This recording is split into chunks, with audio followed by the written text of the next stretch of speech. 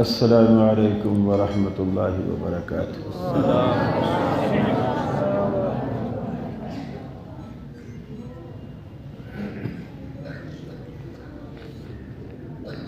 الحمد للہ الحمد للہ حمدا کثیرا کما امر، ونشهد أن لا إله إلا الله وحده لا شريك له في الخلق والأمر،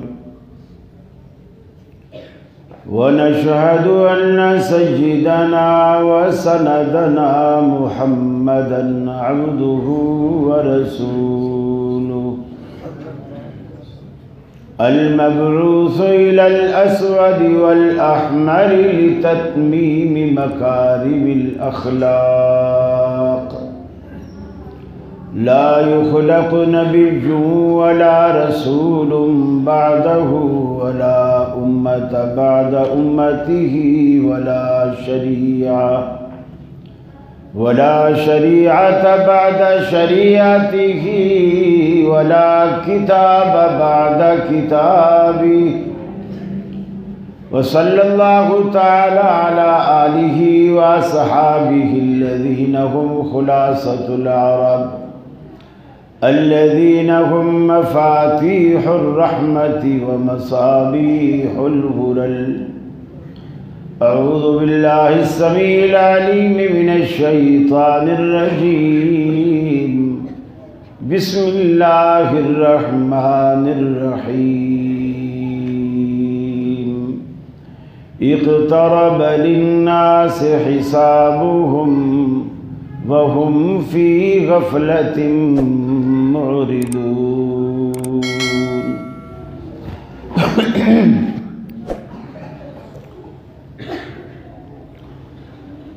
یہ مقصد ہے کہ دنیا سے جہالت دور ہو جائے، کلام اللہ سے مومن کا دل پر نور ہو جائے۔ یا الہی جب تک کہ میرے جسم میں جان رہے، تجھ پہ صدقے تیرے محبوب پہ قربان رہے، میں رہوں یا نہ رہوں پر دل کی ہے یہ دعا، دین احمد اور عزت قرآن رہے۔ عزیز ساتھیوں، دوستوں اور بزرگوں، معزز علماء کرام، معززین شہر، یہ آپ کے گوجرانوالہ کے اس دورے کا آج اس سفر میں یہ آخری پروگرام ہے، صبح انشاءاللہ روانگی ہے۔ میں دل کی اتھاہ گہرائیوں سے اہل گوجراں کے تمام احباب کا شکر گزار ہوں۔ آپ نے مجھے یہاں محبت دی، پیار دیا، عزت دی، اللہ آپ کو اس کے بدلے دنیا اور آخرت دونوں جہانوں میں عزت نصیب فرمائے۔ آپ جس محبت اور ذوق و شوق کے ساتھ مختلف پروگراموں میں شرکت کرتے رہے ہیں، اللہ رب العالمین آپ کا یہ جذبہ اپنی جناب میں قبول و مقبول فرمائے۔ عنوان آپ تک پہنچ گیا، لیکن میں وقت کی نزاکت اور قلت کے پیش نظر تھوڑا سا پریشان بیٹھا ہوں، چونکہ یہ ایک نشست کا موضوع نہیں ہے، یہ تو کوئی مستقل جیسے کوئی کہیں خطیب ہوتا ہے نا، تو پھر وہ اس کو قسط وار بیان کرتا رہے، مہینے میں، 2 مہینے میں، 1.5 مہینے میں، چونکہ ایک ایک علامت، ایک ایک نشانی بذات خود ایک مستقل موضوع ہے۔ نزول عیسیٰ، نزول مہدی، فتنہ دجال، یہ پورے مکمل ایک موضوع ہے۔ بہرحال اللہ سے دعا ہے اللہ رب العالمین مجھے توفیق دے کہ میں اس کا حق ادا کر سکوں، اور پھر اللہ رب العالمین ہم سب کو اس پر عمل کی توفیق عطا فرمائے۔ پہلی بات یہ ہے، اللہ نے دنیا ایک خاص مقصد کے لیے بنائی۔ جب تک وہ مقصد برقرار ہے دنیا برقرار ہے، جس دن وہ مقصد فوت ہوگا دنیا ختم ہو جائے گی۔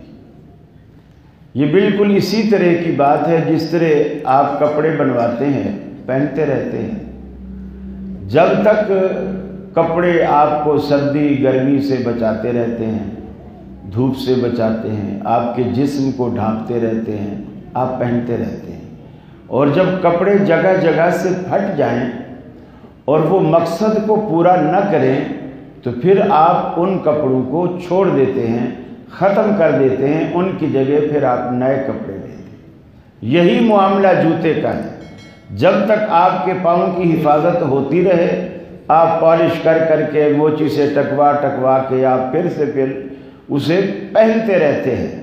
ایک وقت ایسا آتا ہے موچی بھی آپ سے کہہ دیتا ہے بھائی قاری صاحب اب تو اس کی قیمت سے بھی ڈبل قیمت آپ وصول کر چکے ہیں، اب اس کی جان چھوڑ دیں۔ یہی معاملہ دنیا کا ہے۔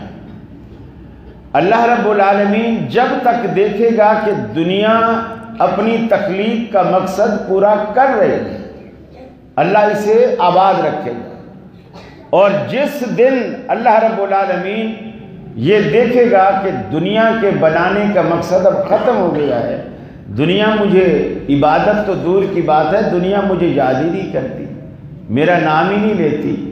حدیث میں آتا ہے جب تک دنیا میں اللہ کا نام لینے والا ایک بندہ بھی باقی ہے قیامت نہیں آئے گی۔ اب قیامت کو ٹالنے کا کتنا آسان گر بتا دیا اللہ کے رسول نے کہ اگر آپ چاہتے ہیں کہ قیامت ٹلتی رہے، اللہ کے ذکر سے اپنے آپ کو شرسال رکھو، اپنی زبان میں اللہ کے ذکر کی حلاوت وہ اپنی زبان پہ لاؤ، اپنے امام میں لاؤ، مسجدیں آباد رکھو، قیامت نہیں آئے گی۔ قیامت کب آئے گی؟ جب یہ ساری چیزیں ایک بندہ بھی اللہ کا نام لینے والا دنیا میں نہیں ہوگا، کیونکہ قیامت اللہ نے برے لوگوں پر قائم کرنی ہے، اچھے لوگوں پر قیامت نہیں آئے گی، برے لوگوں پر آئے گی۔ بنیادی طور پر قیامت کی جو بڑی ان کو اقسام میں تقسیم کیا جاتا ہے علامات کو، بنیادی طور پر 3 بڑی علامات ہیں اقسام کے اعتبار سے۔ علامات تو اور بھی ہیں لیکن اقسام کے اعتبار سے 3 بڑی علامتیں۔ پہلی جو قسم ہے اس کو کہا جاتا ہے علامات صغرا، اور جو دوسری قسم ہے اس کو کہا جاتا ہے علامات متوسطہ، اور جو تیسری قسم ہے اور آخری قسم ہے اسے کہا جاتا ہے علامات کبریٰ۔ پہلی جو صغرا ہے یعنی ایسی علامتیں جو چھوٹی ہیں اور قیامت سے بہت دور ہیں، انہیں علامات بعیدہ بھی کہتے ہیں، جو قیامت سے دور ہیں، یعنی قیامت ان سے دور ہے، وہ بہت پہلے سے آ چکی۔ جیسے نبی کریم صلی اللہ علیہ وسلم کی جو بعثت ہے، آپ کی جو آمد ہے، یہ بھی ایک علامت ہے قیامت کی علامتوں میں سے، کیونکہ آپ آخری پیغمبر ہیں۔ اب جب آخری پیغمبر آ گئے اس کا مطلب ہے اب قیامت ہی آئے گی، اب قیامت ہی آئے گی۔ آپ کی بعثت بھی ایک علامت ہے، پھر آپ کا دنیا سے چلے جانا بھی ایک علامت ہے۔ پھر آپ نے چھوٹی چھوٹی کئی باتیں بتائی، وہ ساری علامات صغرا میں آتی ہیں۔ مثال کے طور پر اللہ کے حبیب صلی اللہ علیہ وسلم تشریف فرما تھے،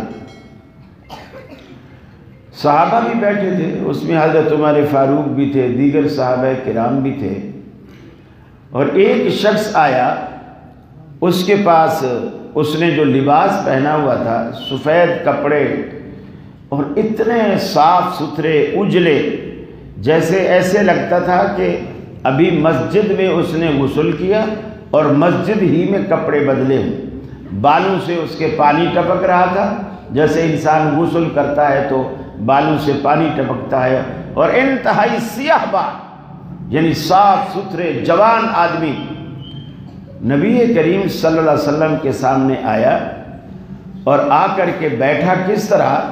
حدیث میں آتا ہے فَأَسْنَدَ رُكْبَتَيْهِ إِلَىٰ رُكْبَتَيْهِ۔ اس نے اس کے دو مفہوم محدثین نے بیان کیے کہ اس نے اپنے گھٹنے گھٹنوں کے ساتھ ملا دیے، اور گھٹنے کس کے؟ اسناد رکبتہ الی رکبتہ، اپنے جو گھٹنے تھے رسول اکرم صلی اللہ علیہ وسلم کے گھٹنوں پر رکھ دیے، گھٹنوں کے ساتھ ٹچ کر کے، جیسے آپ اتحیات میں بیٹھے تھے وہ بھی آ کے اتحیات میں بیٹھا، اور جیسے کوئی بے تکلف دوست ہوتا ہے اس بے تکلفی کے ساتھ اپنے گھٹنوں کے ساتھ گھٹنے ملا کر آ کے بیٹھ گئے۔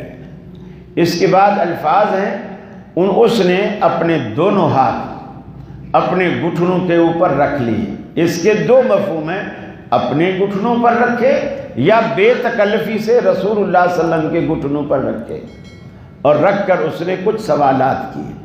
میں وقت کی کمی کے پیش نظر باقی سارے سوالات چھوڑ دیتا ہوں، صرف وہ سوال جو آج ہمارے ٹاپک سے متعلق ہے میں وہی لوں گا۔ اس نے جو باقی سوالات کیے ان سوالات کے ساتھ ساتھ ایک سوال یہ کیا، متی الساعۃ یا رسول اللہ، اللہ کے رسول قیامت کب آئے گی؟ قیامت کب آئے گی؟ آپ نے فرمایا مل مسئول عنہا بعالم من السائل، جس طرح سائل کو پتہ نہیں ہے اس طرح مسئول کو بھی اس بارے میں کوئی علم نہیں ہے، یعنی جتنا ایک تو جانتا ہے اتنا ہی میں جانتا ہوں، مسئول اس معاملے میں سائل سے زیادہ نہیں جانتا، یعنی یہ علم اللہ رب العالمین کے پاس ہے۔ حضرت عمر کہتے ہیں کہ جب یہ شخص سوال کرتا ہے ہم انتہائی تعجب میں بیٹھے ہیں کہ یہ سوال گویا اس طرح کرتا ہے کہ اس کو پتہ نہیں ہے، یہ معلوم کرنا چاہتا ہے کوئی بات، لیکن جب اللہ کے رسول اس کو جواب دیتے ہیں تو وہ جواب سن کر کہتا ہے صدقت یا رسول اللہ، اللہ کے رسول آپ نے سچ کہا۔ پھر حضرت عمر کہتے ہیں کہ ہماری پریشانی اس وجہ سے ہے کہ اگر یہ لا علم تھا، اس کو پتہ نہیں تھا، تو جب اللہ کے رسول نے بتا دیا تو پھر تصدیق کیوں کر رہا ہے؟ تصدیق کرنے کا مطلب یہ ہے کہ یہ پہلے سے جانتا تھا، اور جانتا تھا تو پوچھا کیوں، اور پتہ نہیں تھا تو تصدیق کیوں کی؟ اور دوسری حیرانگی کی وجہ یہ تھی کہ مدینے کے سارے لوگوں کو حضرت عمر کہتے ہیں ہم باپ دادا کے نام سے جانتے تھے، اتنی بڑی آبادی بھی نہیں تھی، اور ویسے بھی پرانے زمانے کے لوگ جو ہیں وہ آپس میں بڑی مروت محبت اور جان پہچان رکھتے تھے، اور تعلقات بہت زیادہ بنا کے رکھتے تھے۔ ہم مدینے کے ہر فرد کو جانتے تھے، اس کے ابا کو بھی اس کے دادا کو بھی، لیکن یہ جو بندہ اللہ کے رسول سے سوالات کر رہا ہے اس کو ہم نہیں جانتے، اس کو ہم نہیں جانتے۔ ایک یہ پریشانی، تیسری پریشانی یہ تھی کہ جب ہم نہیں جانتے تو اس کا مطلب ہے یہ مدینے سے باہر کا ہے، مدینے سے باہر سے آیا ہے، اور اگر یہ باہر سے آیا ہے تو اس کے جسم پر سفر کے آثار کیوں نہیں؟ کپڑے میلے کیوں نہیں؟ بالوں میں داڑھی میں دھول مٹی کیوں نہیں؟ اور صاف ستھرا ایسے لگتا ہے ابھی نہایا ہے اور ابھی یہی بیٹھ گیا ہے۔ اگر دور کا ہے تو سفر کے آثار نظر نہیں آ رہے، اور اگر مدینہ کا ہے تو ہمارا واقف نہیں ہے، اور الٹا سوال کرتا ہے پھر تصدیق کرتا ہے۔ کہتے ہیں ہم بڑے پریشانی میں بیٹھے ہوئے تھے، اس نے دوسرا سوال کیا کہ اللہ کے رسول ٹھیک ہے اگر قیامت کب آئے گی اس کا علم آپ نہیں دے سکتے ہمیں یا نہیں بتا سکتے، تو پھر کم از کم اس کی کچھ علامتیں اور کچھ نشانیاں ہی بتا دیں، اس کی کچھ نشانیاں بتا دیں۔ اب آپ نے اس کی کچھ نشانیاں بتائیں جو کس حدیث میں ہیں، لیکن اور دوسری روایات میں بھی ہیں۔ ایک فرمایا آپ نے ان تالد الامۃ ربتہا، کہ تو دیکھے گا کہ ایک لونڈی اپنے آقا کو جنم دے گی، یعنی جو لونڈی ماں ہوگی اس کی جو اولاد ہوگی وہ اس کی سردار بنے۔ اس کا مطلب یہ ہے کہ ایسی ایسی اولادیں آگے آنے والی ہیں، قرب قیامت میں ایسی اولادیں آئیں گی جو ماں پر حکمرانی کریں گی، ماں کو لونڈی بنا کے رکھیں گی، نوکرانی بنا کے رکھیں گے اور خود ان پر حاکم بن کے رہیں گے۔ ماں کو حکم کیا کریں گے میرے جوتے پالش کرو، میرے ناشتہ بناؤ۔ اور آج کل جو کالج یونیورسٹی کی لڑکیاں ہیں، ہم دیکھتے ہیں کہ تقریباً وہی ماحول ہے۔ رات کو سونے سے پہلے ماں سے کہے گی ماں مجھے صبح 8 بجے کالج بھی جانا ہے اور ناشتہ بھی جلدی تیار کر دینا اور مجھے بس 15 منٹ پہلے اٹھانا، اس سے پہلے نہیں اٹھانا۔ یہ ماں پہ جو آرڈر چلتے ہیں نا، اللہ کے رسول نے فرمایا ان تلد الامۃ ربتہا، تو دیکھے گا کہ لونڈی اپنے آقا کو جنم دے گی، یعنی اولاد ماں کی حکمران ہوگی اور ماں ان کی خادمہ ہوگی۔ اور ہم تقریباً الا ماشاء اللہ جو دیندار طبقہ ہے شاید وہاں ایسا نہ ہوتا ہو، ورنہ دنیا دار طبقے میں تو ایسا ہی ہے۔ جن بچوں کی شادیاں ہو جاتی ہیں وہ اپنی بیگم سے تو بڑا پیار رکھتا ہے سردی ہے ٹھنڈے پانی میں کپڑے دھو رہی ہے، پھر وہ ماں کو بولے گا اماں ہم تو شاپنگ پہ جا رہے ہیں، جب تھوڑی دھوپ نکل آئے پیچھے کپڑے دھو دینا۔ یہ یعنی جو ماں باپ کے ساتھ اس وقت سلوک کیا جا رہا ہے، اللہ کے رسول نے اسے بھی قیامت کی علامتوں میں سے ایک علامت قرار دیا ہے۔ پھر فرمایا انتر الحفاة العراة العالة رعاء الشاة یتطاولون فی البنیان، کہ تو دیکھے گا ایسے جن کے تن پہ کپڑے نہیں ہوں گے، پاؤں میں جوتا نہیں ہوگا، یعنی غربت کی وجہ سے تن پہ کپڑے نہیں ہوں گے، پاؤں میں جوتا نہیں ہوگا، لیکن یتطاولون فی البنیان، عمارت بنانے میں، گھر بنانے میں، بنگلہ بنانے میں دوسرے کا مقابلہ کریں گے۔ اس نے اگر 1 منزل اوپر چڑھائی ہے تو وہ 2 چڑھائے گا، ہم کو اس سے کم تھوڑی ہے، وہ 2 چڑھائے گا تو وہ 3 چڑھائے گا۔ اور اگر اس کا 100 گز کا گھر ہے تو وہ 200 کا بنائے گا، اس کا 200 کا ہے تو وہ 400 گز کا بنائے گا، 5 مرلے کا ہے تو مقابلے میں 10 مرلے کا بنائے گا۔ یعنی ان چیزوں میں مقابلہ بازی ہوگی اور حالت یہ ہوگی، اور آج کل ہو رہا ہے، بینکوں سے قرضے لے کے یا ہاؤس فینانس والوں سے قرضے لے کر وہ بھی سود پر گھر بنائے جا رہے ہیں اور مقابلے بھی ہو رہے ہیں، اور حالت یہ ہوتی ہے کہ گھر میں کھانے کو کچھ نہیں ہوتا۔ ایک یہ ہے کہ اللہ کے حبیب صلی اللہ علیہ وسلم نے کچھ ایسی نشانیاں بتلائی ہیں جو شروع سے اس وقت سے جاری ہیں اور ابھی تک جاری ہیں۔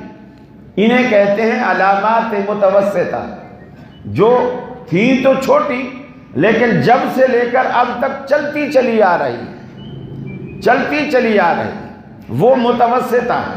جیسے آپ نے یہ بھی فرمایا ایک وقت ایسا بھی آئے گا کہ لوگ مساجد کی کثرت ہوگی، زیادہ کثرت سے مساجد لوگ بنائیں گے، لیکن آبادی کا کوئی نہیں سوچے گا۔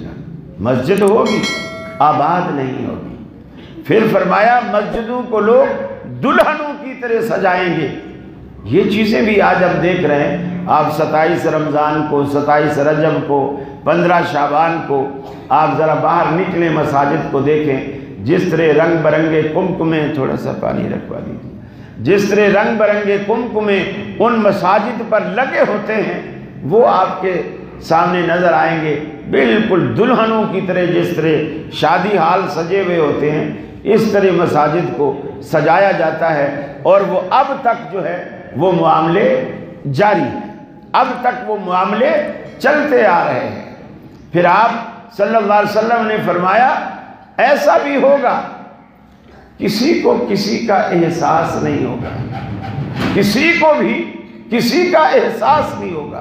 ہم گناہ بھی کریں گے، نقصان بھی کریں گے، لیکن وہ جو کہتے ہیں نا احساس زیاں، وہ آدمی کے دل سے وہ بالکل نکل جائے گا، بالکل اس کی پرواہ نہ ہوگی۔ زنا عام ہوگا، شراب نوشی عام ہوگی، لوگ شراب کو نام بدل کر پئیں گے۔ آپ نے حال ہی میں کچھ عرصہ پہلے آپ نے اخباروں میں، ٹی وی میں، سوشل میڈیا پر یہ سنا ہوگا، ایک جگہ سے شہد بوتلیں پکڑی گئی تھی اسی طرح پینے پلانے والی، اور پھر جب ان سے پوچھا گیا کہ یہ کیا ہے، بولے یہ شہد کی بوتلیں، یہ شہد کی بوتلیں۔ اس کو فرمایا شرابوں کے نام بدل بدل کر لوگ پئیں گے، فحاشی عام ہوگی، عریانی عام ہوگی، اور سود کا نام فرمایا لوگ بدل کر اس کو استعمال کریں گے۔ سود نہیں کہیں گے، اسے کوئی بھی نفع کا، پرافٹ کا کوئی بھی نام دے کر اسے استعمال کریں گے۔ یہ ساری خرابیاں ہم دیکھ رہے ہیں کہ ہمارے معاشرے کے اندر موجود ہے، اور جب سے چلتی چلی آ رہی ہے، ہمارے معاشرے کے اندر موجود ہیں۔ پھر آپ نے فرمایا نااہل، جن میں اہلیت نہیں ہوگی، نااہل حکمران تم پر مسلط کر دیے جائیں گے۔ جو شرفاء ہوں گے، جو شریف ہوں گے، جو عزت دار ہوں گے، انہیں ذلیل کیا جائے گا، اور جو ذلیل ہوں گے ان کی عزت کی جائے گی، ان کی عزت کی جائے گی۔ یہ چیزیں بھی ہم اپنی آنکھوں سے دیکھ رہے ہیں، اور یہ چیزیں اب تک چلتی چلی آ رہی ہیں۔ پھر آپ نے یہ بھی فرمایا فتنوں کا ایک ایسا دور آئے گا، اس میں فرمایا سب سے پہلا جو فتنہ آئے گا القتل، وہ قتل کا فتنہ ہوگا۔ لیکن ایسے اندھے قتل ہوں گے، نہ قاتل کو پتہ ہوگا کہ یار میں نے اس کو کیوں مارا ہے، اور نہ مقتول کو پتہ ہوگا کہ یہ مجھے کیوں مار کے جا رہا ہے، اس نے مجھے کیوں مارا۔ اسے کہتے ہیں اندھا قتل، نہ قاتل کو پتہ ہو نہ مقتول کو پتہ ہو، بغیر کسی جرم کے، بغیر کسی سزا کے وہ چیز وہاں آئے گی اور لوگ اس طرح کریں گے۔ فرمایا یہ پہلا فتنہ آئے گا، یہ بھی علامات قیامت میں سے ہے القتل۔ پھر فرمایا یہ قتل رہے گا، اس کے ساتھ ایک اور فتنہ ساتھ مل جائے گا۔ پہلا ختم نہیں ہوگا لیکن دوسرا فتنہ بھی ساتھ مل جائے گا۔ آپ نے فرمایا القتل والمال، دوسرا فتنہ مال کا فتنہ آئے گا۔ لوگوں کو اس کی کوئی پرواہ نہ ہوگی، حلال کما رہے ہیں، حرام کما رہے ہیں، جائز کما رہے ہیں، ناجائز کما رہے ہیں، ان کو اس کی کوئی پرواہ نہ ہوگی کہ بس مال آئے، کیسے آئے، کہاں سے آئے، اس کی ان کو پرواہ ہی نہیں ہے۔ القتل والمال، یہ دوسرا فتنہ جو ہے فرمایا مال کا فتنہ، پہلا بھی برقرار اور دوسرا بھی اس کے اندر شامل ہو گیا۔ لوٹا ماری، لوٹ کھسوٹ، ڈاکے، چوری اور چھینا جھپٹی، یہ اسٹریٹ کرائم جو آج ہم دیکھ رہے ہیں کراچی میں، تو ہم اکثر دیکھنے کو ملتے ہیں۔ یہ تو کوئی جرم ہی نہیں سمجھا جاتا کہ کسی کی موٹر سائیکل چھین لی، یا راہ چلتے کسی کی موبائل چھین لی، موبائل کسی کا چھین لیا۔ یہ چھوٹے چھوٹے جرائم سمجھے جاتے ہیں، انہیں تو پولیس جرائم میں شمار ہی نہیں کرتی ہے، اور یہ مال کے فتنے ہیں۔ اس کے بعد فرمایا تیسرا بڑا فتنہ آئے گا، اور یہ پہلے دو فتنے برقرار رہیں گے، قتل بھی برقرار رہے گا اور مال والا فتنہ بھی برقرار رہے گا، اور اس کے ساتھ تیسرا فتنہ شامل ہوگا والفروج، عصمت دری کا فتنہ، عزتیں لوٹنے کا فتنہ، عزتیں پامال کرنے کا فتنہ، زناکاری کا فتنہ۔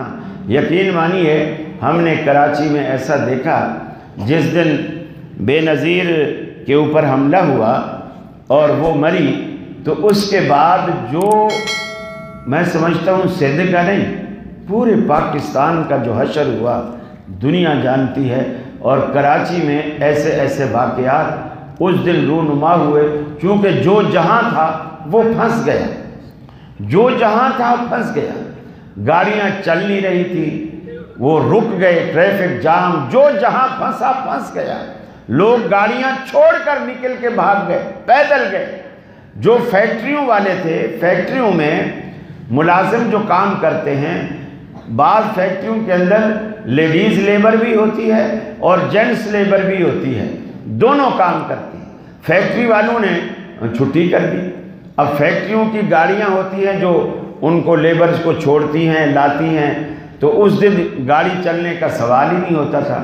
انہوں نے بس چھٹی کر دی کہ بھی اب اپنی اپنی ذمہ داری پر اپنے اپنے گھروں کو جاؤ۔ تو لوگوں نے اتنی عزتیں لوٹی، جو لیڈیز لیبر جو فیکٹریوں سے نکلی، ان کو کسی نے کہا ہم آپ کو گھر چھوڑ دیتے ہیں، ہمارے پاس وہ فلانی جگہ موٹر سائیکل کھڑی ہوئی ہے، ہم آپ کو وہاں چھوڑ دیتے ہیں، اور پھر اس لڑکی کا کوئی پتہ ہی نہیں چلا کہ وہ گئی کدھر ہے۔ اس طرح عزتیں لوٹی گئی۔ فرمایا یہ تینوں فتنے برپا ہوں گے۔ صحابہ خوف زدہ ہو گئے، ڈر گئے۔ آپ نے فرمایا میں تمہیں ان تینوں فتنوں سے بھی بڑے فتنے کی خبر نہ دوں؟ صحابہ نے کہا یا رسول اللہ، پہلے تو حیرانگی سے سوچتے رہے کہ قتل سے بڑا بھی کوئی فتنہ ہوگا، مال لوٹنے سے بڑا بھی کوئی فتنہ ہوگا، یہ عصمت دری زناکاری اس سے بھی کوئی بڑا فتنہ ہوگا؟ جب صحابہ نے کہا ہاں یا رسول اللہ ضرور آپ بتلائیے، آپ نے فرمایا ہوا الدجال، وہ دجال کا فتنہ ہے۔ اور یہ جو دجال کا فتنہ ہے یہ علامات کبریٰ میں اسے محدثین شامل کرتے ہیں۔ علامات کبریٰ میں وہ علامتیں ہیں جو بالکل قیامت کے قریب قریب آئیں، یعنی بس وہ علامت ظاہر ہوگی اور اس کے بعد بس قیامت ہوگی۔ وہ ساری علامتیں، اس میں ایک دھوئیں کا اٹھنا ہے۔ آج کچھ لوگ اس کی تشریح یہ بھی کرتے ہیں، یہ جو آپ کے ہاں پنجاب میں اور کئی علاقوں میں اکثر یہ سموگ کے نام سے، دھوئیں کے نام سے حادثے بھی اتنے ہو جاتے ہیں، اور کبھی کبھی موٹر وے بھی آپ کا بند ہو جاتا ہے۔ یہ بھی ایک شکل ہے عذاب۔ ممکن ہے وہ کوئی الگ سے دھواں ہو، ممکن ہے وہ یہی دھواں ہو، لیکن ہے دھواں۔ دھوئیں کا بھی ایک عذاب کی شکل میں آئے گا۔ پھر فرمایا یاجوج اور ماجوج بھی نکلے گی۔ اللہ تعالیٰ نے دیکھو ایک عجیب مخلوق بنائی ہے، سائنس نے کتنی ترقی کر لی ہے، اور کتنے زمین کے اندر چھپے خزانے، تیل کہاں چھپا ہے، کوئلہ کہاں ہے، سونے کی کانیں کہاں ہیں، نمک کی کانیں کہاں ہیں۔ سائنس نے ایسی مشینری ایجاد کر لی ہے جو زمین کے اندر سے پتہ لگاتی ہے کہ یہ چیزیں کہاں ہیں، لیکن اللہ نے یاجوج ماجوج کو اسی دنیا میں رکھا ہوا ہے، اور سائنسدانوں میں سے کسی کو بھی پتہ نہیں، کسی کو بھی پتہ نہیں۔ رب رکھے تو کون چکے، اور اللہ کا مقابلہ کون کر سکتا ہے، اس کی قدرت کے آگے کون ٹھہر سکتا ہے۔ اللہ رب العالمین نے ان کو ایسی جگہ رکھا ہوا ہے، حالانکہ وہ دنیا ہے۔ چنانچہ قرآن مجید میں آتا ہے سکندر اعظم ذوالقرنین کے زمانے میں جب وہ آئے ایک بستی میں، ایک علاقے میں، تو ان لوگوں نے شکایت کی کہ یہاں سے جو ہے یاجوج ماجوج آتے ہیں اور یفسدون فی الارض، وہ زمین میں بڑا فساد برپا کرتے ہیں، ہماری تو ان سے جان چھڑا۔ چنانچہ انہوں نے کہا کہ تم میری مدد کرو، گھر میں تمہارے اگر کوئی اس طرح کی چیزیں ہیں، لوہے کی، پیتل کی، تانبے کی، جو بھی دھاتیں ہیں میٹل کی، وہ آپ لے آؤ۔ اب اس زمانے میں نہ کوئی بھٹیاں ہیں، نہ کوئی سائنس کی ایجادات ہے۔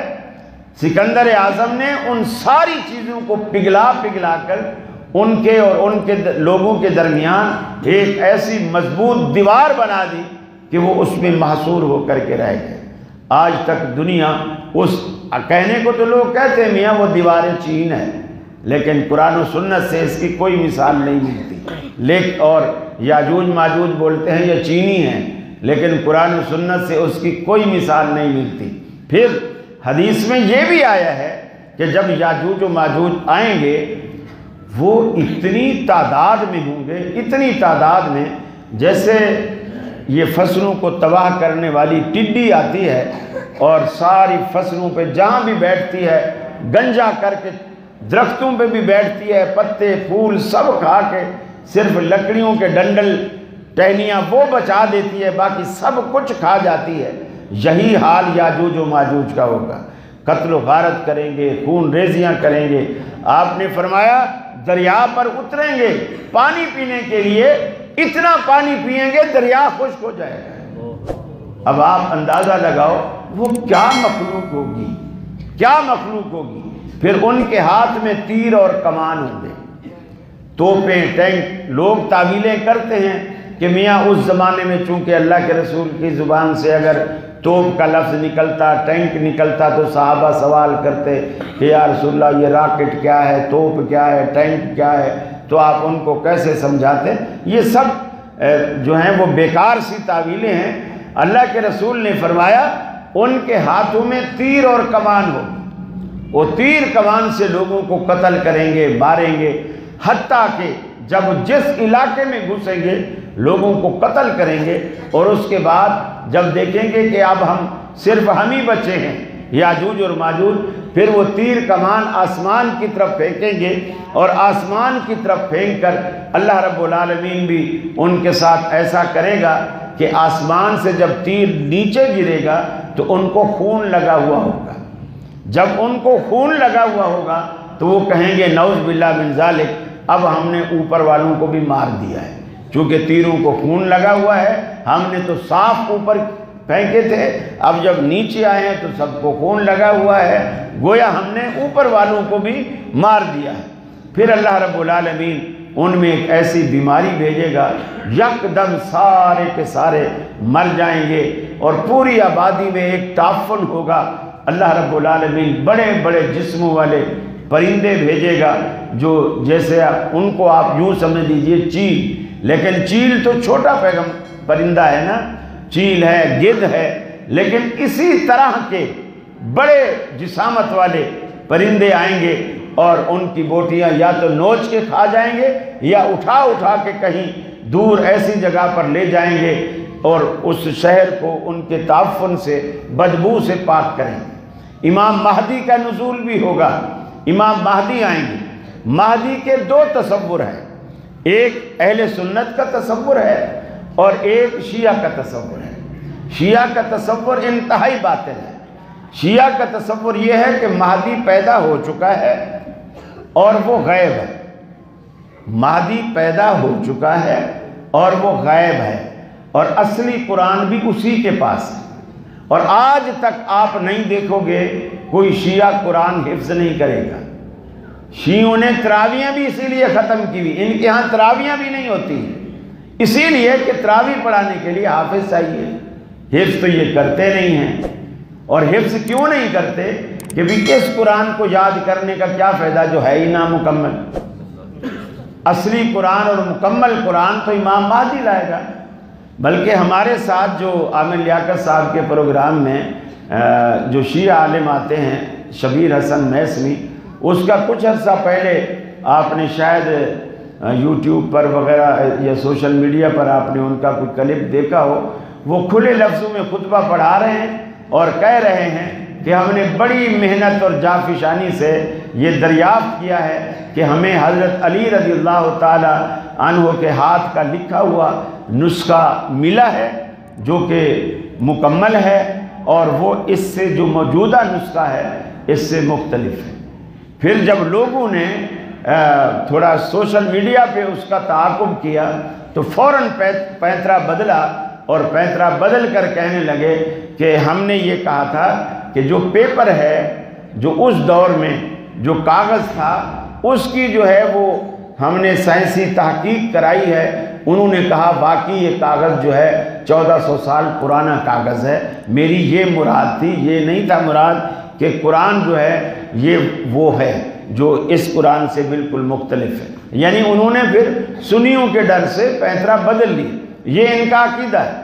پھر یہ اسی لیے 10 محرم کو یہاں کے شیعوں کا مجھے پتہ نہیں ہے، کراچی کے اندر 10 محرم کو جب یہ تابوت اور تعزیے لے کے جاتے ہیں، کراچی میں سمندر ہے، اور وہاں سمندر کے کنارے ایک جگہ ہے کماڑی کے پاس، نیٹی جیٹی کا پل مشہور ہے، وہاں یہ جو پورٹ کا جو جہاز وغیرہ آتے ہیں بحری، یہ بھی وہاں لنگر انداز ہوتے ہیں، اور وہیں سمندر کے تھوڑے حصے پر کچھ پل ہے جو ٹاور سے کماڑی کی طرف لے جانے کے لیے بیچ میں آتا ہے، اسے نیٹی جیٹی کا پل کہتے ہیں۔ یہ مجھے معلوم نہیں کہ یہ نام کیوں رکھا گیا، بہرحال یہ اس پل پر جاتے ہیں، تعزیوں سے جو قیمتی چیزیں ہوتی ہیں وہ اتار لیتے ہیں، باقی ساری لکڑیوں کو پتھر مار کے، جوتے مار کے، پتہ نہیں کیا کر کے وہ اس کو سمندر کے اندر ڈال دیتے ہیں، اور اپنے حساب سے انہوں نے اس کو تدفین کیا ہے، دفن کیا ہے۔ اور پھر وہاں بہت سارے لوگ بیٹھ کے خط لکھتے ہیں، اور امام مہدی کے نام ہوتے ہیں وہ خطوط، اور وہ بھی سمندر میں ڈالے جاتے ہیں، اور اس میں لکھا ہوتا ہے ہم سنیوں سے تنگ آ چکے ہیں، آپ کی بڑی ضرورت ہے، آپ آؤ، اب ہماری مدد کرو، اب نہیں آؤ گے تو پھر کب آؤ گے، ہم آپ کو بلاتے ہیں، دعوت دیتے ہیں، اور آؤ۔ گویا وہ یہ سمجھتے ہیں کہ سمندر کے ذریعے ہمارے خطوط امام مہدی تک پہنچیں گے، اور پھر وہ امام مہدی آئیں گے۔ یہ شیعہ تصور ہے جو بالکل باطل ہے۔ اہل سنت کا جو تصور ہے مہدی کا، وہ یہ ہے کہ مہدی پیدا نہیں ہوا، پیدا ہوگا، ابھی پیدا نہیں ہوا، ابھی دنیا میں وہ نہیں ہے، وہ پیدا ہوگا، اور پیدا ہوگا، اور جب لوگوں کو دین کی دعوت دے گا، تبلیغ کرے گا، لوگ تھوڑا تھوڑا خود محسوس کرنے لگیں گے کہ یہ مہدی ہے، لیکن وہ تسلیم خود نہیں کرے گا پہلے شروع سے۔ جیسے آج کل دعوے ہوتے ہیں نا کہ لندن میں فلانی جگہ میں کوئی بھی داڑھی منڈا، کوئی بھی مچھ ڈنڈا کھڑا ہو کے کہہ دیتا ہے میں مہدی ہوں، میں یہ ہوں، میں وہ ہوں۔ اس طرح نہیں ہوگا، وہ آئے گا، آنے کے بعد بالکل جیسے علماء ہوتے ہیں، نیک ہوتے ہیں، تقوی والے ہوتے ہیں، تہجد گزار، نیک نمازی، اس طرح ہوگا، اور لوگوں کو خود محسوس ہوگا۔ اس کا نام بھی محمد ہوگا، اس کا نام، والد کا نام بھی رسول اللہ کے والد پر ہوگا، پھر آپ صلی اللہ علیہ وسلم کے خاندان سے ہوگا۔ یہ ساری چیزیں پھر لوگوں کو پتہ چلتی چلی جائیں گی۔ پھر وہ کہیں جب اللہ رب العالمین کا حکم ہوگا، پھر لوگ ایستا ایستا اس پر ایمان بھی لائیں گے، یقین بھی کریں گے، اور وہ سمجھ بھی جائیں گے۔ اور انہی کے دور میں اللہ رب العالمین دمشق میں، جو بعض روایات میں آتا ہے دمشق کی ایک جامع مسجد ہے، اس کے مینارے کے اوپر عیسیٰ علیہ السلام، بعض روایات میں ہے فجر کے وقت، بعض روایات میں ہے عصر کے وقت، اور بالکل نماز کا وقت ہوگا، امام مہدی مصلی پر جا چکے ہوں گے، اور وہ نزول فرمائیں گے۔ دو فرشتوں کے جو ہیں ان کے ایک دائیں ایک بائیں دو فرشتے ہوں گے، ان کو اٹھا کر نیچے اتاریں گے۔ بالکل ایسے تازہ غسل کیا ہوا نوجوان جس عمر میں گئے تھے اسی عمر میں واپس آئیں گے، اور امام مہدی ان کو دیکھ کے مصلی چھوڑنے لگیں گے، اور وہ امام مہدی سے کہیں گے کہ نہیں آپ پڑھائیں، میں آپ کے پیچھے پڑھوں گا۔ چنانچہ امام مہدی نماز پڑھائیں گے، اور عیسیٰ علیہ السلام ان کے پیچھے کھڑے ہوں گے۔ پھر حضرت عیسیٰ علیہ السلام اپنے جتنے بھی عیسائی ہیں ان کو قرآن و سنت کی دعوت دیں گے، یہودیوں کو قرآن و سنت کی دعوت دیں گے۔ یہ تو اللہ نے قرآن میں پہلے ہی دن سے طے کر لیا، دنیا بننے سے پہلے۔ وَإِذْ أَخَذَ اللَّهُ مِيثَاقَ النَّبِيِّينَ لَمَا آتَيْتُكُم مِّن كِتَابٍ وَحِكْمَةٍ ثُمَّ جَاءَكُمْ رَسُولٌ مُصَدِّقٌ لِّمَا مَعَكُمْ لَتُؤْمِنُنَّ بِهِ وَلَتَنصُرُنَّهُ۔ یہ تمام انبیاء سے اللہ رب العالمین نے عہد و پیمان لیا۔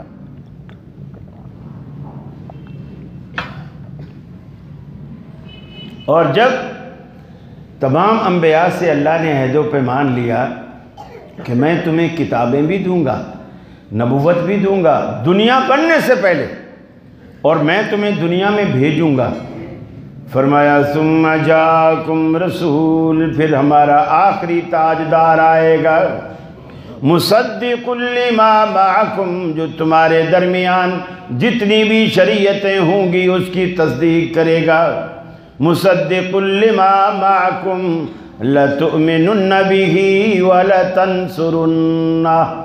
اس وقت تمہاری ذمہ داری یہ بنے گی کہ تم سارے کے سارے پیغمبر اپنی کتابیں بند کر کے، اپنی شریعتیں ٹھپ کر کے ہمارے آخری پیغمبر کی شریعت کا اقرار کریں گے، ان کا اعلان کریں گے، ان کی نصرت و تائید کریں گے۔ لَتُؤْمِنُنَّ بِهِ وَلَتَنْصُرُنَّهُ، تم ضرور بے ضرور اس کے ساتھ ایمان بھی لاؤ گے، نصرت و تائید بھی کرو گے۔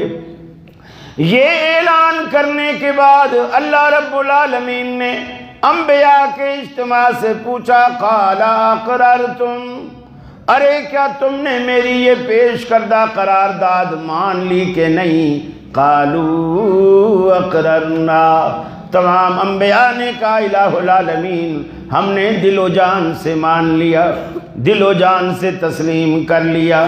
آج دنیا میں ہر مسلک والے سے میرا یہ سوال ہے، ایک ادنا اہل حدیث طالب علم ہونے کے ناطے، اس وقت اللہ کا پیغمبر عیسیٰ علیہ السلام بھی آئے گا، رسول اکرم صلی اللہ علیہ وسلم کے امتی امام مہدی کے پیچھے کھڑا ہوگا اور پھر اسی قرآن و سنت کی دعوت دے گا۔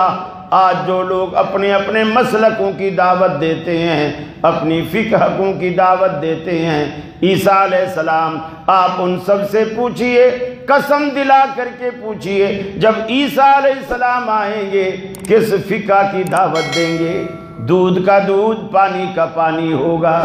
عیسیٰ علیہ السلام دعوت دیں گے اسی کی جس کے لیے اللہ نے کہا لَتُؤْمِنُنَّ بِهِ وَلَتَنْصُرُنَّهُ، تم ضرور بضرور اس پیغمبر کے ساتھ ایمان بھی لانا، اس کی نصرت و تائید بھی کرنا، سارے پیغمبر اسی کو نبھائیں گے۔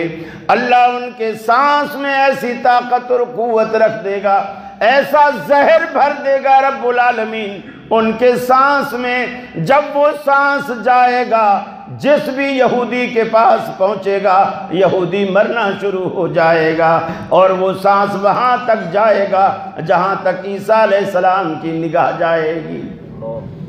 ایسا زہر جو کسی مسلمان کو کچھ نہیں کہے گا، صرف یہودی کو مارے گا، حتیٰ کہ رب العالمین یہودیوں سے اس دن ایسے چن چن کے بدلے لے گا، یہودیوں کو چھپنے کی جگہ نہیں ملے گی۔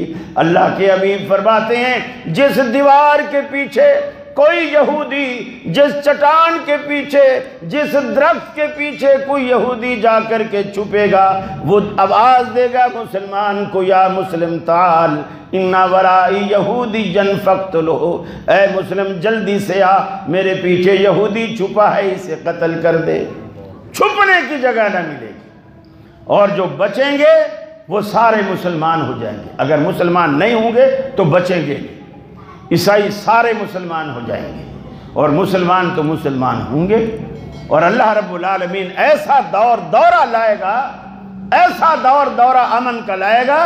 اللہ کے رسول نے فرمایا ایک انار، درخت پہ جو انار لگتے ہیں نا، ایک انار بندہ توڑ کے اپنے باغ میں سے لائے گا، اس کے جب دانے نکالیں گے اس کا پورا کنبہ، پورا خاندان اس کو کھائے گا اور پیٹ بھر کے کھائے گا، اور جب اس کے چھلکے کو کھول کے کھڑا کریں گے تو پورے خاندان کے رہنے کا وہ انار کا چھلکا خیمہ بن جائے گا۔ اتنی برکتیں اللہ رب العالمین لائے گا۔ ایک علامت یہ بھی ہے، جانور بولیں گے، جس طرح آج انسان بولتے ہیں جانور بولنے لگیں گے۔ بھیڑیا بات کرے گا، بھیڑ، یہ بکری اور شیر ایک گھاٹ پر پانی پئیں گے، اور بکری کو شیر سے خطرہ نہ ہوگا، اس پر وہ حملہ نہ کرے گا۔ بچے جو ہیں وہ سانپوں کے ساتھ کھیلیں گے، اللہ سانپوں کا زہر ختم ہو جائے گا۔ گویا دنیا میں ایسا امن آئے گا، ایسا امن آئے گا کہ اس کے ثمرات صرف انسانوں تک نہیں، جانوروں تک بھی اس کے ثمرات آپ دیکھیں گے اور محسوس کریں گے۔ یہ عیسیٰ علیہ السلام جب کتاب و سنت کو نافذ کریں گے، اسی دوران پھر صلیب کو بھی توڑیں گے، یہ جو عیسائی گلے میں ٹی کا نشان لٹکا کے پھر اس کو توڑیں گے، خنزیر کو قتل کریں گے تاکہ دنیا کو بتائیں گے کہ یہ چیز نجس حرام ہے، اس کو قتل کریں گے، اور پھر اللہ رب العالمین اسی دوران یہ جو فتنہ دجال ہے یہ برپا کرے گا، اور دجال کا ظہور ہوگا۔ اور جب دجال آئے گا، یہ بڑے فتنوں میں سے ایک فتنہ ہے۔ اللہ کے رسول نے فرمایا اگر تمہیں اطلاع ملے کہ دجال اس جگہ آیا ہوا ہے، تم اس جگہ سے بھاگ جاؤ، دجال کا کبھی قرب حاصل کرنے کی کوشش نہ کرنا، اس لیے کہ اللہ رب العالمین نے اسے فتنہ اور آزمائش بنا کر بھیجا ہے، اور اس کو کچھ باتوں کا اللہ نے اختیار دے رکھا ہے، اور وہ ایسا اختیار ہے جس سے کچے عقیدے کے لوگ گمراہ ہو جائیں گے۔ اس کے ساتھ پورا ایک لشکر ہوگا، فوج ہوگی شیطانوں کی، اور انہی فوج میں سے کوئی بندہ کہے گا میرے دادا کو اٹھا دے، وہ کوئی شیطان ہوگا، اس کے دادا کی شکل بن کے سامنے آ جائے گی، وہ کہے گا سبحان اللہ یہ تو میرا واقعی دادا ہے۔ کوئی کہے گا میرے ابا کو اٹھا دے جو فوت ہو گیا، وہ ابا اٹھ کے کھڑا ہو جائے گا۔ کسی بندے کو قتل کرے گا، قتل کرنے کے بعد پھر اسے کہے گا کھڑا ہو جا، وہ کھڑا ہو جائے گا۔ اب مجھے بتائیے اللہ تعالیٰ کا کتنا بڑا احسان ہے اہل حدیثوں پر، جتنے بھی قبر پرست لوگ ہیں، جتنے بھی قبر پرست لوگ ہیں، جو چھوٹے چھوٹے پیروں فقیروں کی شعبدہ بازی پہ لٹو ہو جاتے ہیں اور ایمان لے آتے ہیں اور ان کی قبروں پہ گر کر سجدے کرتے ہیں کہ اصل پہنچی ہوئی سرکار تو یہ ہے، ہم تو بھولے رہے۔ جس طرح سامری کے بچڑا اس نے بنایا تو اس نے بھاں بھاں کی آواز نکالی، سارے سجدے میں گر گئے کہ ہم تو اب تک بھولے رہے، اصل رب تو یہ ہے۔ اس وقت اللہ رب العالمین کہ یہ جو اہل حدیث اللہ رب العالمین کے خاص بندے، موحد بندے، اللہ رب العالمین ان کو ہمت اور طاقت دے گا، یہ دجال کا مقابلہ کریں گے۔ یہ جو پیروں کے آگے جھکنے والے ہیں جب دجال کو دیکھیں گے یہ بارش بھی برسا سکتا ہے، یہ مار بھی سکتا ہے، یہ اس کو دوبارہ جلا بھی سکتا ہے، یہ 10 سال پہلے مرے ہوئے میرے دادے کو اٹھا بھی سکتا ہے، وہ تو فوراً قدموں میں گر جائیں گے۔ اصل رب تو یہ ہے، فوراً قدموں میں گریں گے۔ آج بنو تمیم، عرب کا ایک قبیلہ ہے بنو تمیم، اہل حدیثوں تمہیں مبارک ہو، وہ سارے کا سارا قبیلہ اہل حدیث ہے، سارا قبیلہ۔ اور اللہ کے رسول نے کیا فرمایا کہ دجال پر کوئی قوم اتنا بھاری نہیں ہوگی جتنا کہ بنو تمیم بھاری ہوگی۔ یہ دجال کو ناکوں چنے چبوائے گی اور وہ بھی لوہے کے چنے۔ اور کتنا بڑا اللہ کا فضل ہے، وہ بنو تمیم، یہ عرب میں جتنے یہ بڑے بڑے عہدے ہیں سب بنو تمیم کے پاس ہیں۔ ائمہ حرمین ہیں، ان میں یا قضات کے عہدے ہیں، یہ بڑے بڑے سب بنو تمیم کے ہیں۔ اور اللہ رب العالمین کے رسول نے فرمایا کہ دجال کے سامنے سب سے زیادہ سیسا پلائی مضبوط دیوار بن کر کھڑے ہونے والے بنو تمیم ہوں گے، باقی تو سارے جھکے پڑے ہوں گے۔ تو اس لیے وہ بنو تمیم اسے کہیں گے، جب وہ یہ چیزیں دکھائے گا نا، حدیث میں آتا ہے بنو تمیم قبیلے کے لوگ اسے کہیں گے اب تو ہمیں 100% یقین آ گیا ہے کہ تو ہی دجال ہے، تو ہی دجال ہے، کیونکہ ہم نے اللہ کے رسول کی احادیث میں یہ بات دیکھی اور پڑھی تھی، آپ نے فرمایا تھا کہ وہ یہ چیزیں کر کے دکھائے گا، اور تو نے وہ کر کے دکھائیں۔ ہمیں حدیث کے ذریعے اللہ رب العالمین نے اس گمراہی سے، تجھ پر ایمان لانے سے اللہ رب العالمین نے بچایا ہے۔ پھر اس کا جو ایک بازو ہوگا کٹا ہوا، اور آخر میں یوں گول ہو کے تھوڑا نوک نکلی بھی ہوگی، ایک آنکھ سے کانا ہوگا، اور اندر سے آنا اس کا ایسا نکلا ہوا ہوگا جیسے سندر خانی وہ لمبے دانے کا انگور ہوتا ہے، اس طرح اس کا دانہ ہوگا۔ پھر آپ نے بار بار صحابہ سے کہا خبردار، کانا ہونا عیب ہے اور تمہارا رب بے عیب ہے، تمہارا رب بے عیب ہے۔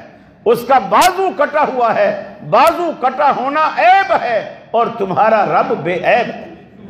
یہ نشانیاں بتائی اللہ کے رسول نے کہ ان چیزوں کو دیکھ کر تم اس پر کبھی بھی ایمان نہ لاؤ اور کبھی بھی تم اس پر یقین نہ کرو۔ میرے بھائیو، بہت ساری باتیں ابھی باقی ہیں، میں نے پہلے عرض کیا کہ ایک نشست کی یہ بات نہیں ہے، یہ انشاءاللہ کبھی زندگی رہی تو۔ بہرحال اللہ تعالیٰ سے دعا ہے اللہ رب العالمین مجھے بھی اور آپ کو بھی عمل کی توفیق عطا فرمائے، فتنہ دجال سے محفوظ رکھے، اور اللہ نے ہمیں دعوت فکر دی ہے۔ یہاں فرمایا اقترب للناس حسابهم وهم فی غفلۃ معرضون۔ اللہ رب العالمین نے گلا شکوا کرتے ہوئے اپنے بندوں سے شکایت کی، اقترب للناس حسابهم، لوگوں کے حساب و کتاب کا وقت قریب آ گیا، وَهُمْ فِي غَفْلَةٍ مُوردُونَ، وہ بجائے اس حساب و کتاب کی تیاری کرنے کے وہ خواب غفلت میں پڑے ہوئے ہیں، انہیں اس کی کوئی پرواہ نہیں۔ آج مرنے والوں سے پوچھے جو قبروں میں پڑے ہوئے ہیں، اگر اللہ رب العالمین ان کو بولنے کا موقع دے دے، یقین مانیے وہ کہیں گے بھائیو نماز نہ چھوڑنا، نماز پڑھنا، روزے رکھنا۔ آج ہم پچھتاتے اور تڑپتے ہیں، کاش اللہ رب العالمین ایک مرتبہ بھی قبر سے نکل کر دنیا میں واپس جانے کا موقع دے دے، ہم توبہ بھی کریں گے، سجدے بھی کریں گے، اللہ کو مانیں گے بھی، اللہ کی اطاعت و فرما برداری بھی کریں گے۔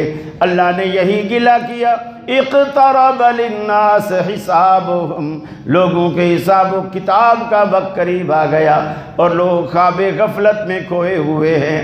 پھر یہ دنیا ہستی بستی ایک ایسا دور بھی آئے گا، عیسیٰ علیہ السلام دنیا میں آ کر شادی بھی کریں گے، بچے بھی ہوں گے، 40 سال کا عرصہ یہاں گزاریں گے، وہ بھی دنیا سے چلے جائیں گے۔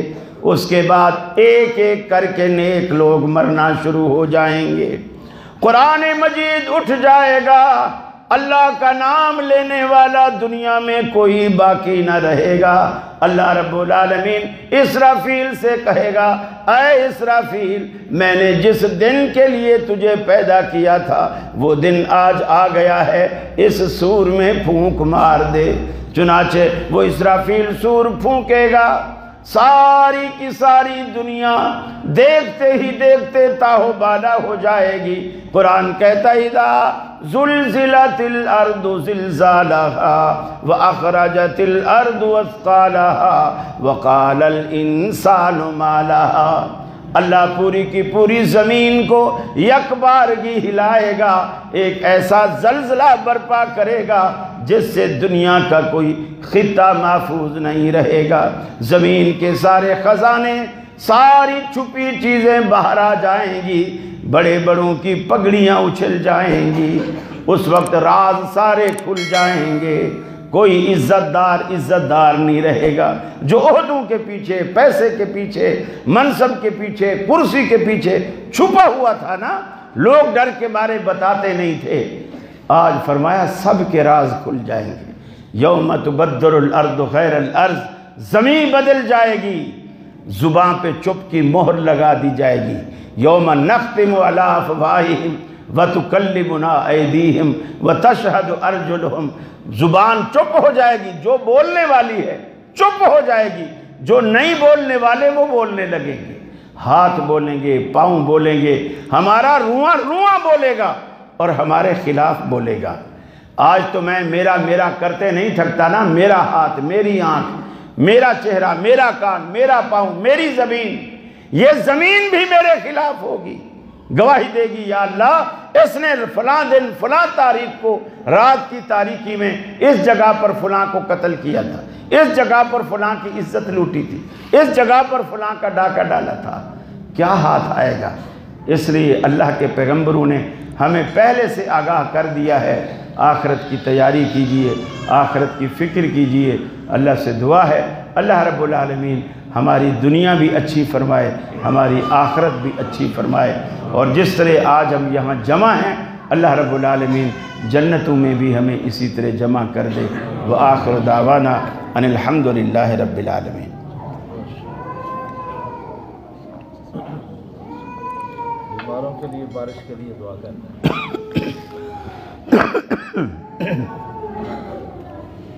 بس جی،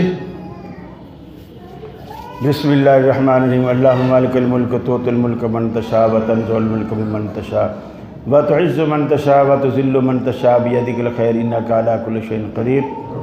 اللہم صلی علی محمد وعلی آل محمد کما صلیت علی ابراہیم وعلی آل ابراہیم انک حمید مجید۔ اللہم بارک علی محمد وعلی آل محمد کما بارکت علی ابراہیم وعلی آل ابراہیم انک حمید مجید۔ اللہم اشف مرضانا مرضى المسلمین، اذهب الباس رب الناس واشف انت شافی لا شفاء الا شفاؤک شفاء لا یغادر سقما۔ اے الہ العالمین تمام پریشان حالوں کی پریشانیاں دور فرما، تمام دکھیوں کے دکھ درد دور فرما، تمام بے اولادوں کو اولاد عطا فرما، جن کو تو نے اولادیں دی ہیں ان کی اولادوں کو نیک اور صالح بنا۔ اللہ تمام مسلمان ماں باپ کو ان کے بچوں اور بچیوں کی خوشیاں دیکھنی نصیب فرما۔ اللہ تیری دربار میں جس نے بھی ہاتھ اٹھا رکھے ہیں اللہ ان کی جھولیاں بھر دے، اللہ ان کی جھولیاں بھر دے۔ اللہ ہمیں اپنے سوا کبھی کسی کا محتاج نہ فرما، اللہ ہمیشہ اپنے در کا محتاج فرما۔ اللہ سب سے بے نیاز کر دے سوائے اپنی ذات کے۔ اے الہ العالمین اپنے در پہ آنے والا بنا، اپنے در پہ جھکنے والا بنا، اپنے در پہ سوال کرنے والا بنا، باقی دنیا کی محتاجی سے محفوظ فرما۔ اللہ ہم سب کے مقدر میں تو نے جتنی بھلائیاں لکھ رکھی ہیں سب ہمیں نصیب فرما، اور ہمارے مقدر میں تو نے جتنا شر لکھ رکھا ہے اس سے ہمیں محفوظ فرما۔ اللہ ہمارے بڑے بزرگ ماں باپ، دادا دادی، نانا نانی، جو بھی بڑے جماعتی احباب توحید پر فوت ہو گئے اللہ ان کی مغفرت فرما، اللہ انہیں کروٹ کروٹ جنت نصیب فرما، ان کی قبروں کو وسعت عطا فرما، انہیں عذاب قبر اور عذاب جہنم سے بچا، انہیں اپنی جوار رحمت میں جگہ عطا فرما۔ ربنا آتنا فی الدنیا حسنہ وفی الآخرۃ حسنہ وقنا عذاب النار، آمین الہ القیامین۔ صلی اللہ تعالی علی خیر خلقہ محمد وآلہ وصحبہ اجمعین برحمتک یا ارحم الراحمین۔